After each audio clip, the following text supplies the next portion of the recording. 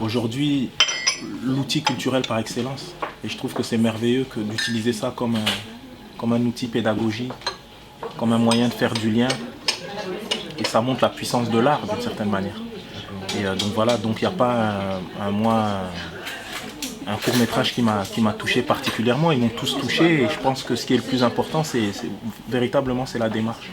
Mais vous savez, on est quand même à une époque où on a, surtout la jeune génération, on a un rapport à l'image qui est naturel.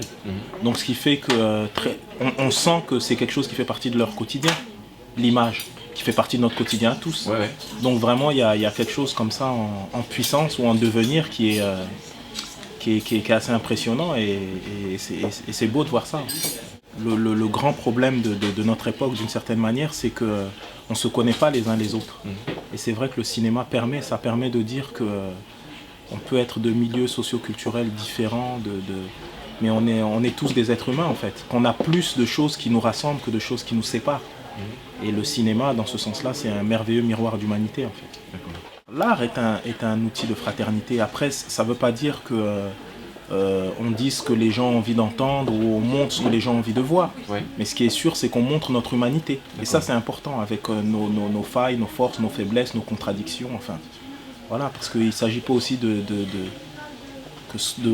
penser l'art ou le cinéma comme un outil gnangnan, quelque chose qui serait... mais c'est vraiment quelque chose qui aussi peut montrer oui, les paradoxes qu'on peut avoir. Mais ce qui est sûr, c'est que ça montre qu'on est des êtres humains tous. Et qu'on procède de la même manière. Et ça aujourd'hui, à l'heure d'aujourd'hui, c'est hyper important de montrer ça plus que jamais.